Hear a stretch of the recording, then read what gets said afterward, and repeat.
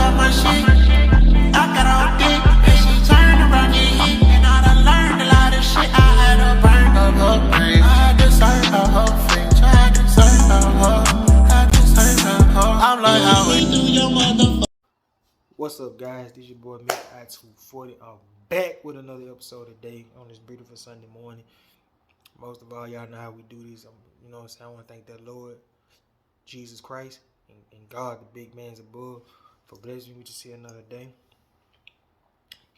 You know what I'm saying? Without them, it won't be no us. No matter what the world say, without them too, there would be no us. Real talk, you know what I'm saying? Even in the midst of our sins and whatever we commit on the daily. And, you know, for that man to give his son to the world to cleanse his rumors and all that. But without them, there ain't no us. Also, I want to thank y'all, like, you know, the love and appreciation.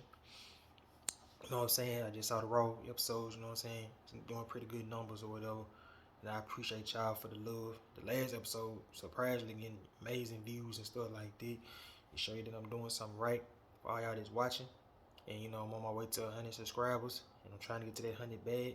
Because I want to go for 500 and try to get there as quick as possible. I'm trying to get numbers just like that. You know, I just got to keep on putting work. And the harder it is, the more I like it. Because you got to come on, you know, more content, like I said in the previous video. You know, like I said in all the videos, I could talk about Young Bucks, Kenny Omega, Roman Reigns. I could talk about these people all day. But it's like, at that point, to me, I feel like if you talk about them type of guys all the time, it's more like clickbait. You have no creative interest and no nothing, especially coming up, you know what I'm saying? I like to talk about different folks on it and stuff like that, you know, in different variety of situations. You know, that was my notes here, bro. I'm tripping. Alright, so this episode, if y'all saw the last video, y'all know what topics I'm talking about, and it's called Why It Never Happened. So, also, you new to the page, comment, subscribe, hit that notification button. And so come on to this bad content, man, from the Memphis area, man, you know what I'm saying? Ain't nobody like me. I come with my own flavor. You know, this ain't no competition to bash nobody, but it just, I come like me, you know what I'm saying? So, y'all like this hat too. See my little 50 cent bulletproof vest, you heard me? You know what I'm saying? I got a comment that dripped out for y'all. And plus, I'm ready to go to church, you know what I'm saying? And pay homage. I just wanted to record this video early because, man, editing these bad boys take forever because I like to get details and screenshots. But boy, the last night took forever but that was my fault because I was busy talking on the phone to everybody and stuff like that. But alright. Anyway, no, this here or there. The first subject I want to talk about is Austin and Hogan. Why it never happened. Okay. In case a lot of you youngin' fans ain't familiar with the pro wrestling business, in 2002, Vince had forgave and re-signed Kevin Nash, Hulk Hogan, and Scott Hall because the previous year WCW went out of business. Now at one point, they was long time employees with Hogan. He made Hulkamania, of course. He made Kevin Nash into Diesel, and he made Scott Hall to Razor Ramon. All of them had variety success in their own career. But at one point, something didn't go right between all three of them and Vince. And they all came together as the NWO along with Eric Bischoff to try to put Vince out of business. So, of course, the fans are excited. Woo! Boy, we got Hulk Hogan back. Yay! Woo! Except it was one problem. Austin and Rock was not feeling it at all. So, for one reason why the match never happened, and this is from Hulk Hogan's point of view, why it never happened, you can read the comments and see that, you know, variety of comments, I just feel like Stone Cold didn't like Hulk Hogan. Because he feel like Hogan and them were trying to bully their way back and steal his shine, him and Rock shine. Because after they left, it was the Bret and Shawn era. But then, after Shawn left, Bret was gone, it became the Austin and Rock era. And for 3 to 4, 5 years, those two was the vocal points of the company and put it on their back. And and they carried the torch to put WCW out of business. And at one point, during the feuds with The Rock versus the Hogans and, you know, all that, NWO, instead of getting boos, they was getting cheers. And they started booing The Rock and Hogan. And it was starting to upset Rock and Hogan. And they were going with the original idea to go with Austin versus Hogan, but Stone Cold denied it.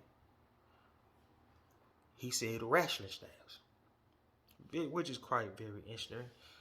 Because I feel like Stone Cold I think Stone Cold could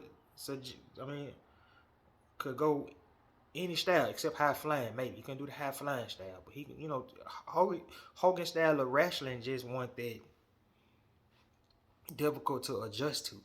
Punch, slam, leg drop. That's it.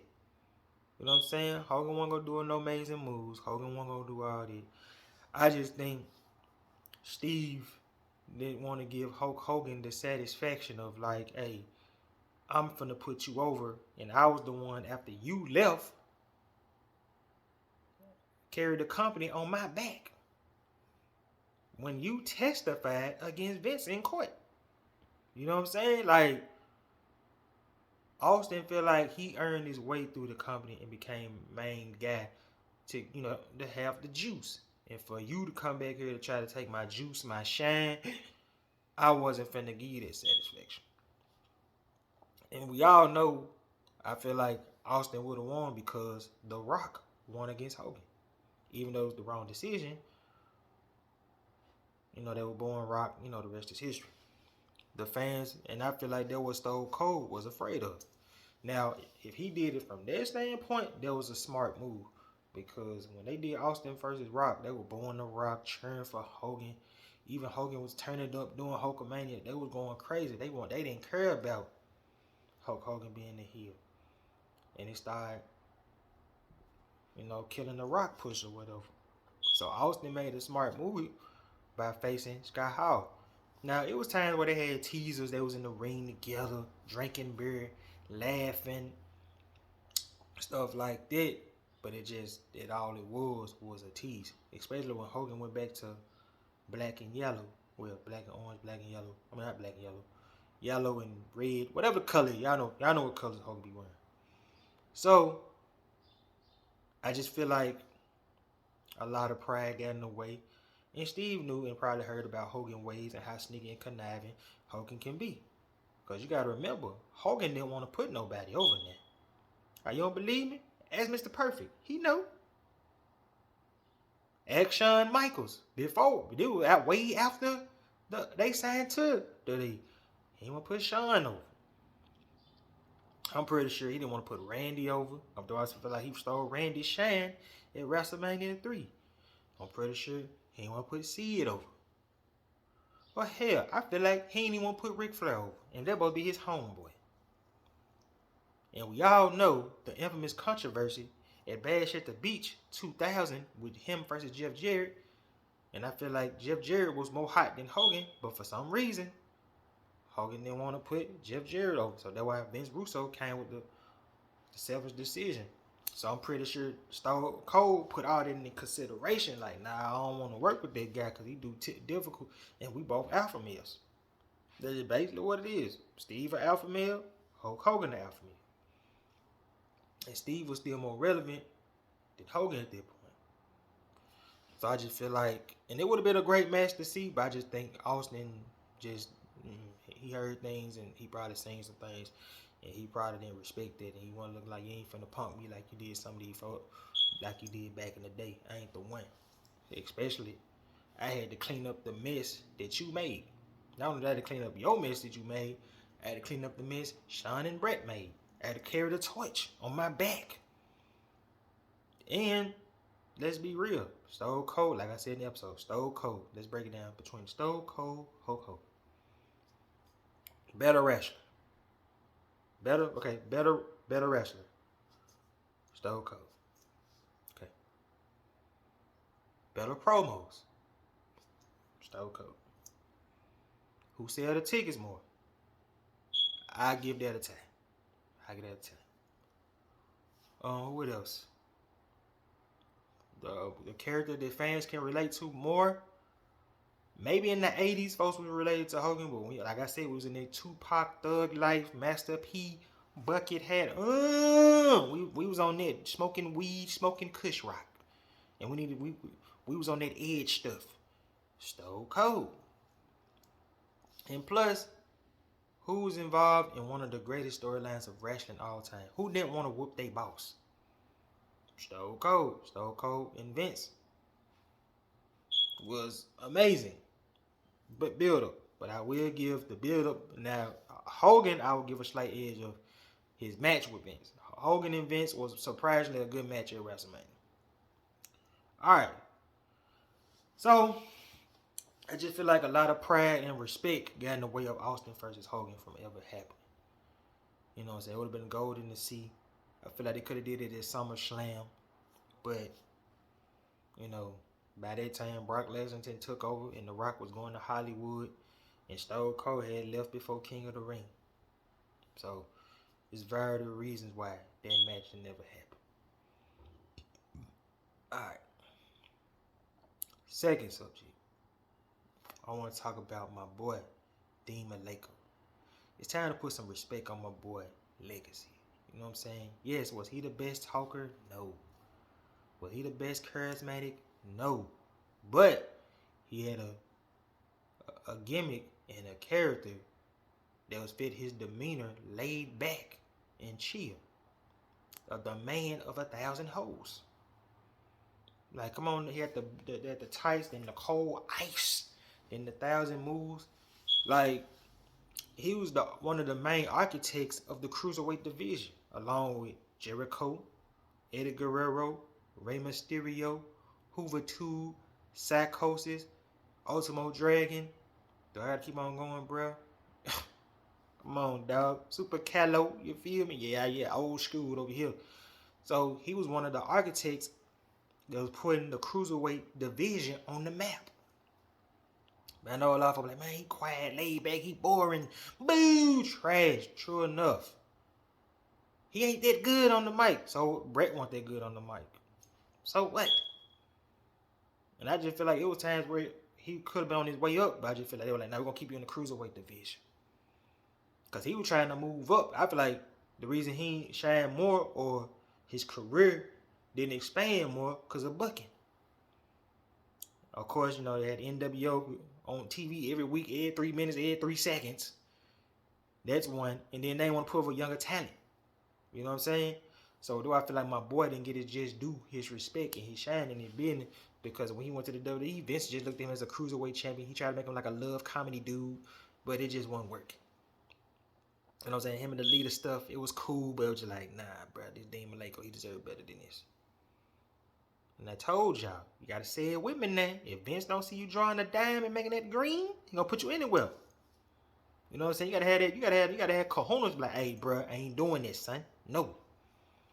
So I feel like my boy had a lot of accolades, and I ain't saying he would have been the next world champion or whatever, but I feel like my boy could have got pushed more into the main event, and he could have just stayed a heel. Because Dean Malenko to me could be a face to me. He always gonna be a heel. Dean Malenko as a face, they'll be like, what the hell? And my boy got championship pedigree and championship status that I wrote down. Told you, I do my research, you heard me? So let me read out my boy credentials, man. Alright. This is the credentials first. My boy was once voted the #1 best wrestler in the world in 1997. But that's somebody that's trash. He can't carry no company. Alright, bro, whatever. Then, my boy is a 4-time Cruiserweight champion. Like I said, put it on the map. Then he became a 1-time United States champion.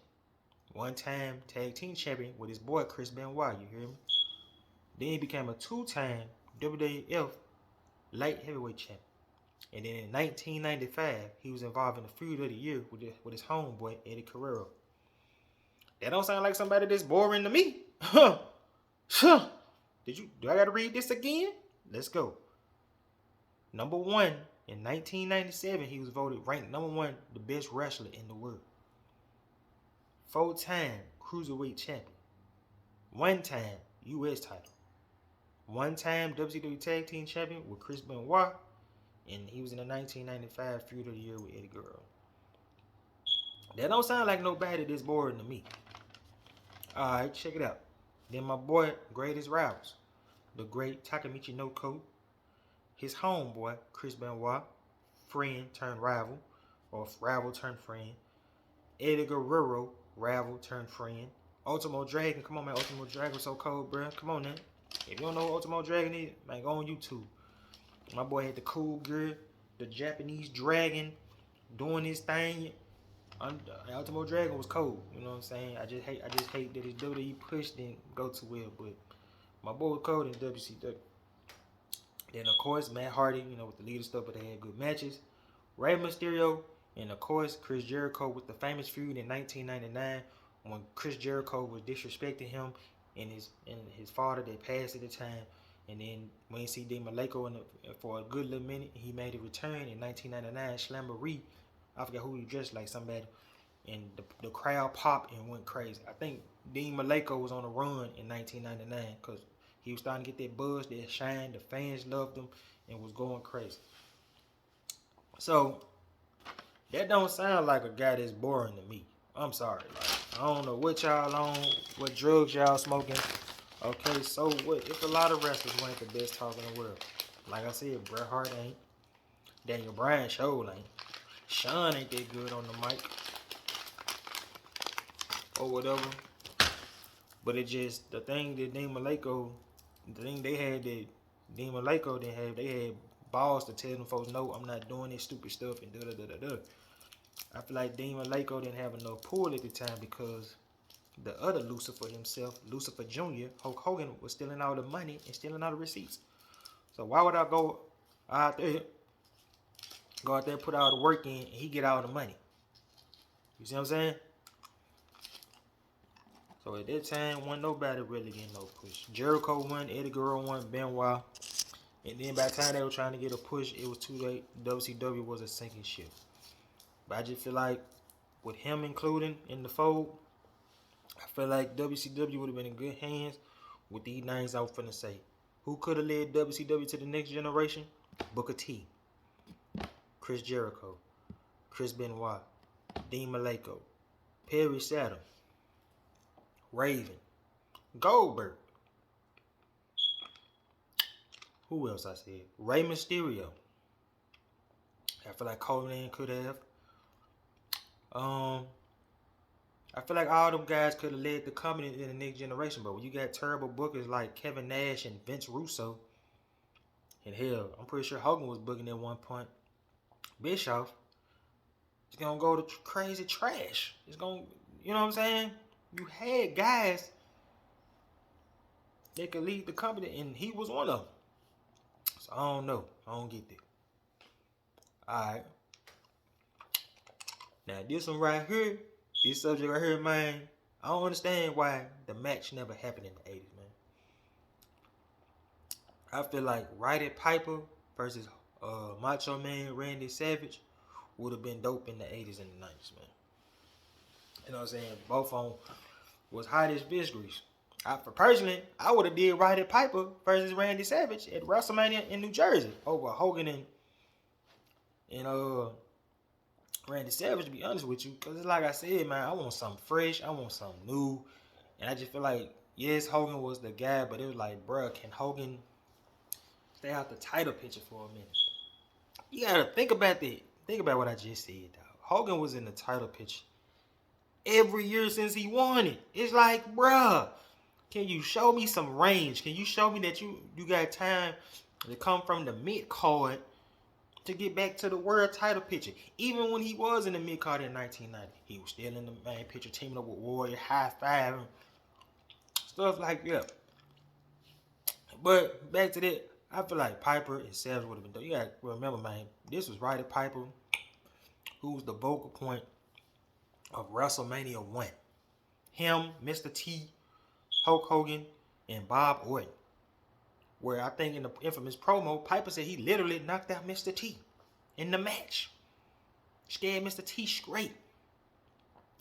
Then I just feel like, then you got Macho Man coming with the swagger. Ooh yeah, machismo. winning Intercontinental Championship, feuding with Ricky Steamboat, which was the match of the night at WrestleMania 3. Yeah, I said it. It was the match of the night at WrestleMania 3. I love Andre and Hogan, but y'all know, if y'all was in back there, you look at them. If you look at them two matches, who was the match of the night? Then both of them got that charismatic energy, intense action, drama. Fans connect to them. You know what I'm saying? Piper, folks relate to Piper because Piper just genuinely being himself. Hell, Piper didn't need no belt to validate him. To be honest with you, you got Randy, intense, paranoid energy. Ooh yeah, going crazy. I mean, they was good on commentary together in the 90s. I ain't gonna front. When they was sitting there with Vince, they was very dope together. But I just wish we would have got that one-on-one match because the promos would have been intense and sick. Because both of them, it's like when both of them do their promos, they do it from the heart. Especially Piper. Piper do it from right here. He expresses his feelings from right here.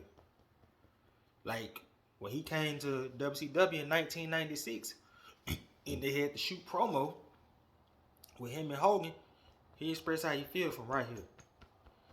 And I just feel like with Piper at the time, especially with Hogan, I just feel like he had a general disdain for Hogan because Hogan was getting all the glory and the shine when Piper was his antagonist who got him there. So he felt like he wasn't getting the equal credit that Hogan was getting. And I feel him on it.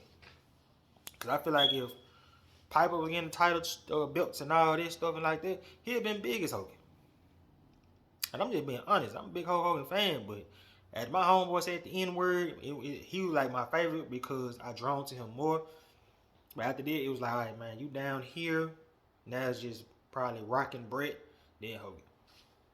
You know what I'm saying? Then you starting to realize certain stuff that my man used to do. I'm like, come on, bro. You can't shine all the time, bro. At some point, you're going to get old and pass the torch. That's why I said about Macho Man was better than him. Because Macho Man didn't mind passing the torch and giving other folks shine. Now, I feel like with Piper and Savage, that would have been a tough call who going to win the match. But I would have said if they would have did like a long program, I say Piper win one first. Then if Macho Man was a heel or whatever, because I can't see Piper as a heel. Piper as a heel ain't going to work. Macho's got to be the heel. So Macho as a heel, I probably had to say Macho win by hitting him with a steel crown or steel chair or something. And then him and Piper win the feud. That's how I would have booked that feud. Because I saw that comment like last year, and I wanted to talk about it so bad. I got to find this stuff too, because there's a variety of other feuds why I didn't have it. I think I screenshot Dusty versus Hogan. I'm not sure. But that would have been amazing to see because both of them guys is very good. And plus, it would have did better numbers than both of them had with Hogan. No cap. I said that, and I stand on it. I'm saying it again. I feel like Piper and Savage would have did better numbers than both of them guys' matches they had with Hogan. For real. Because there was times where fans was getting tired of Hogan.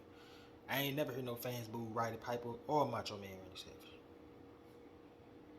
Think about what I just said. Think about that. I ain't never heard no fans boo Macho Man unless, you know what I'm saying, like, boo, we tired of you. I never did. But they boo Hogan, though.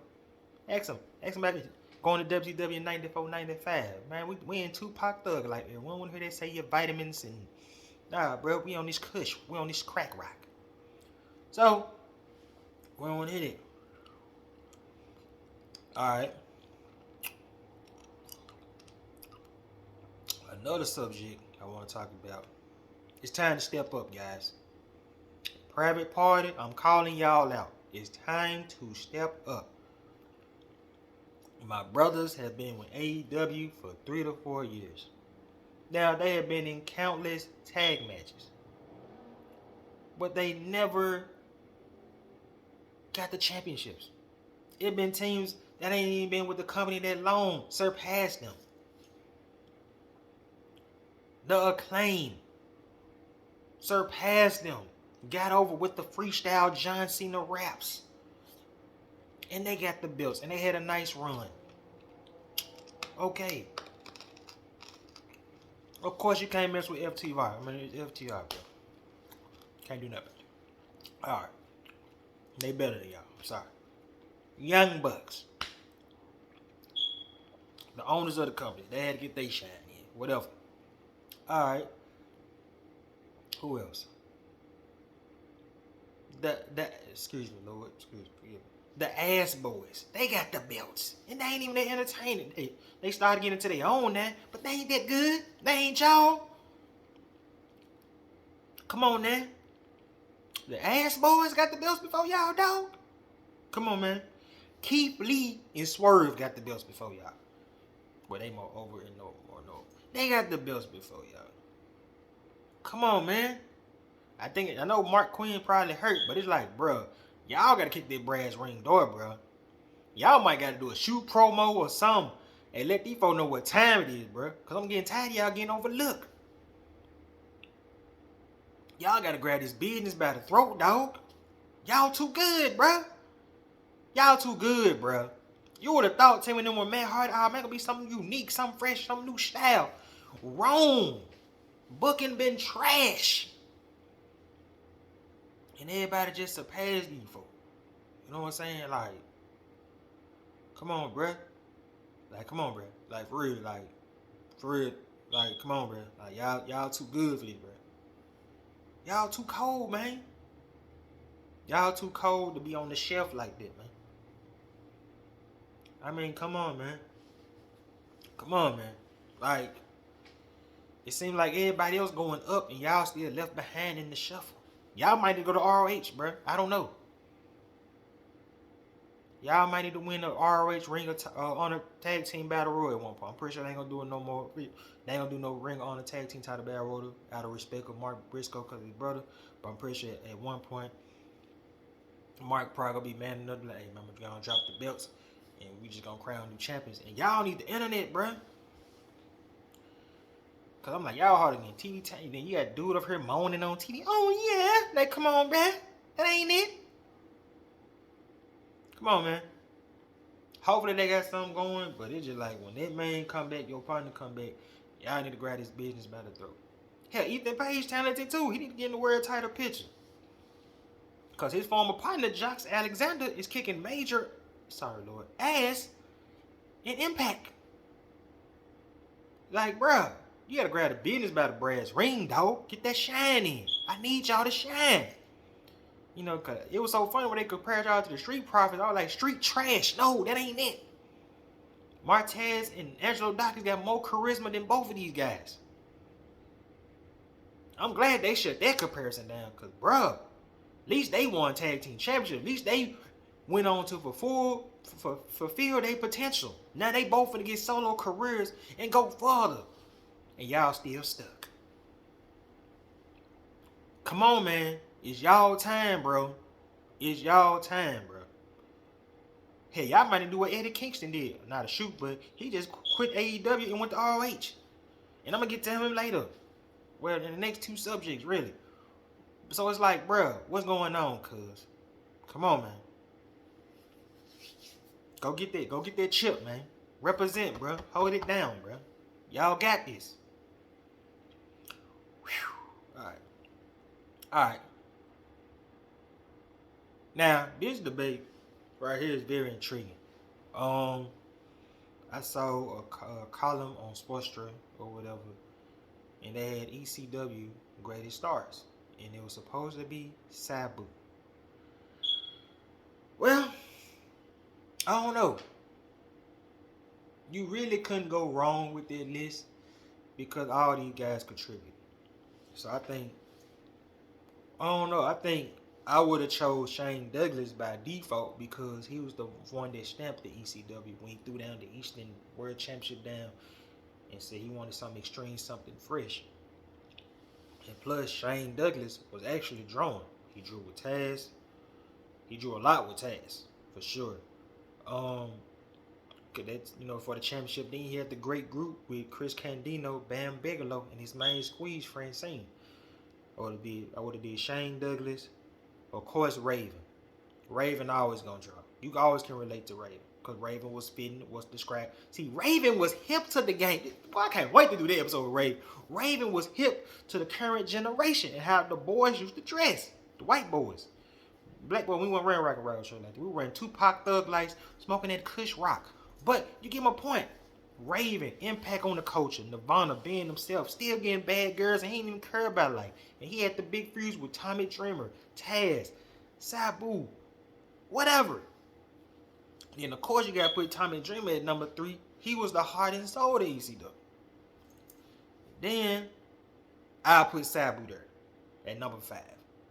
Cause Sabu, come on man, he was too extreme for WCW. That boy went cocaine crazy in WCW. They were like, nah, we gotta let you go, bro. You trying to do this extreme stuff. We ain't with that. Alright, little bro, peace. And plus, him and RVD made a great team with him, Bill Alfonso, and hell, they was better rivals too. You know what I'm saying? Then of course I gotta put RVD in there, Mr. Laid Back, Mr. Pay-Per-View, Mr. Monday Night, Mr. Swagger, man. Like I said in the last video, man, RVD was just too cool, chill, laid back, bruh. Who could not relate to RVD? Alright, who else in this champ? Look, man, I don't want to put my boy on the list, but I got to. I did a column on it, man, and I got an episode talking about him. I gotta put Sandman. I mean, he had the Metallica music, the aura, the image, but he wasn't that good on the mic, and he sucked as a wrestler. I mean, the main special move was a Russian leg sweep with a kendo stick. Come on, little brat. That ain't it, dog. Come on, man. That's all I'm saying. I can't get y'all enough. Because I got to say this energy. Like I said, I got to get my creative juices going. See, I told you, after that passion, you hear me? All right. Then, number 9, I'll probably put my boy New Jack. I don't know. I got to put New Jack over there with Sabu. Now, with Shane Douglas. Because my boy was gangster, real. I mean, the boy was involved in high-profile feuds with the Eliminators, Dudley Boys, Public Enemy. Who else in that joint? Of course, the Baldies. There was New Jack by himself. Who else in that joint? Had great matches with Mike Awesome. Ooh, excuse me. Who else in that joint? Trying to see. Dang, who else in that joint, bro? Can't remember. Man, dog. Trying to see. Ooh, excuse me. Trying to see who else in that joint. But my boy was involved in high profile stuff, bro. Like, come on, bro. Who can mess with New Jack? I'm trying to remember. Oh, Mike Awesome for sure. Bro, Mike Awesome, these guys, see, that's hard to call. Because Mike Awesome had a luxurious title reign, dominating, defeating everybody. New Jack, the Japanese dude, I can't pronounce his name, Spike Dudley. You know what I'm saying? Who else in this giant? Taz. He defeated Taz. Like, Mike Awesome was on a hell of a run, bruh. He could have carried ECW to the tour. Hell, he could have carried, I forgot the name, in the WCW if they knew how to book him right instead of booking Mike Awesome to be that 70s show. Trash. Come on, man. Let's get it. All right. Like, Just the Incredible, Lance Storm, Dudley Boys. Like, it's kind of hard to say who the greatest MCW. The reason I put Shane Douglas first because he's the one that stamped it, put on the map. What about Mick Foley too? Terry Funk. I gotta put Terry Funk in there. Come on, now. Even though he had that crazy barbed wire with Sabu, I don't know what they would think. Hey, man, we're gonna have a ring full of barbed wire and y'all just gonna wrestle. No, I would have like, peace out, I'm gone. I'm not doing it. We can use barbed wire, but I ain't able to make no ropes barbed wire. Terry Funk about 98 years old at that point. You hear me? Come on now. Chris Benoit, Dean Malenko, Eddie Guerrero, Rey Mysterio. Like, it's hard to say who the greatest ECW star all time. And that was Insta-Red column. But me personally, I would have put Shane Douglas because Shane Douglas was actually selling tickets at one point, and he was more bigger than Sabu and all them guys. You know, so, and plus he could actually wrestle. Alright. This genre right here, man, I love they interviews, man. Ric Flair and Mean Gene had great chemistry. Like, they was like Harold Cosell and Muhammad Ali without the trash talking. They fed off each other. Like, Ric Flair like, I feel like couldn't nobody interview. I don't even think WCW had a lot of interviews at that point, to be honest with you. But Mean Gene. Yeah. But, anyway, could nobody interview Ric Flair like Mean Gene? Like, their chemistry was so dope, amazing. My boy Ric Flair always come prepared. You know, Mean Gene know he gonna get from Flair. Flair know he gonna get from Mean Gene. Flair acting crazy. Crazy, doing the elbow in the ring, going crazy. You heard me? Like I got various pictures, like this picture here, this picture here, that picture there, and that picture here. Like them folks had amazing chemistry together, man. It was just magic to see. You know what I'm saying? Like if JR interviewed Ric Flair, it won't feel right. I feel like if Jerry the King would interview Ric Flair, it won't feel right at the time. Couldn't nobody interview Ric Flair like Mean Gene because they fed off each other. And it just was right, the vibe was right, and it just felt natural. You know what I'm saying? And plus, man, Mean Gene is the best. I ain't gonna say goat because that's on some sinful. Everybody ain't no goat. Everybody black sheep. You heard me? But it's a whole nother story. But he was the best interviewer, hands down, all time.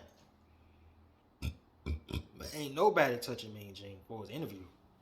I'm sorry, like not Kelly Braxton, not Renee Young. Coach was good, you know. I put Coach second actually, cause Coach had pretty much chemistry with everybody. Coach, Tony Schiavone was dope. It's just Tony Schiavone had this southern accent, man. I don't know, man. Like I love Tony Schiavone though, for real. Like they're my dog. But Mike today, he was cool. Don West, the legend, you know, salute to his family. You know, he had passed this past couple of months. Shout out to the OG and his family. But one nobody like it's only one Mean Gene, man. If Mean Gene won in an interview, come on, man. Mean Gene had great interviews with Hogan, Savage, and a variety of others. I'm gonna put in this picture. You know what I'm saying? So, come on, man. Shout out to Mean Gene. Shout out to Ric Flair, man. I know Mean Gene gone. You know what I'm saying? We love you, boy. We miss you, man. But Mean Gene was the guy. Alright. So the last subject I want to talk about. This is going to be a long video to edit. I wasn't trying to go over 36, 35 minutes. But hey, it is what it is. I love y'all. And I told y'all see the passion. This rivalry here has been 12 years in the making. Former friends. Cesaro and Eddie Kingston. Now look at this picture. They were just once boys. Loved each other. And then, I had to find out why it started, because I know, I was like, man, why they hate each other? Why he hate this little dude? So on the column, I guess before Cesaro signed to WWE, Cesaro didn't do the job and put my boy over to get his shine. And now they're like this. Because you got to remember, man, before Cesaro came to AEW, Eddie Kingston was like, man, he ain't got the balls to come over here. Then true enough, WWE released Cesaro, and he did have the balls and come over there. And then the infamous promos of being men in the ring together, he cussing them out, they cussing each other out, beefing about it. Hell, they teamed up together and got the dub against the Pinnacle. Well, is it the Pinnacle? Whatever MJF team time would call it at the time. The Pinnacle. No, Jericho them. I'm sorry. It wasn't the Pinnacle. It was Jericho. Jericho Backstreet Boys group, what they want to call it, Jericho Society. They got the dub. Then the beef cooled down for a while to recently, where Cesaro, they opened up ROH back again. Tony Khan made it their own brand or whatever, like the trash ECW. And then Eddie Kingston recently challenged my man for the championship. Now he hasn't accepted yet, but Eddie Kingston just quit AEW to go ROH for a while. So I feel like we're going to get that match in history, and I feel like Cesaro going to do the right thing, and Eddie Kingston going to win and get that shine he deserves, because my boy is a major player in this business. It's just my boy can be a hothead, but he got a good heart. He care about the business. He love this. And plus, my boy showed y'all, Eddie Kingston showed y'all he can hang on his own. He showed y'all he can hang with Punk. He showed you he can hang with Bryan. He showed y'all he can hang with Chris Jericho. So he can be a force in this business. It's just time for my boy to get his flowers and take it to the next level. Instead of being John Moxley's sidekick, he need to be Eddie Kingston, the man, the person, the legend, the man that overcame his demons to get to where he at. You know what I'm saying? Because it's his time to shine. It's his time to grind. It's his time to get it. It's his time to get it out the mud. He showed y'all he can hang. He showed y'all he can hang with his best friend. And I know he can hang with Cesaro. Come on now. And Cesaro, of course, he getting his shine. He can just be him. So it's gonna be a good match to see. But look, that's it for this episode, man. I probably edit this bad boy when I get back, because I'm not gonna edit this right now. I gotta let my phone charge up. I go to the King house and chill and probably get out for a minute. But I just want to record this and get it out of the way. I love y'all. I do this. I'm out. Peace.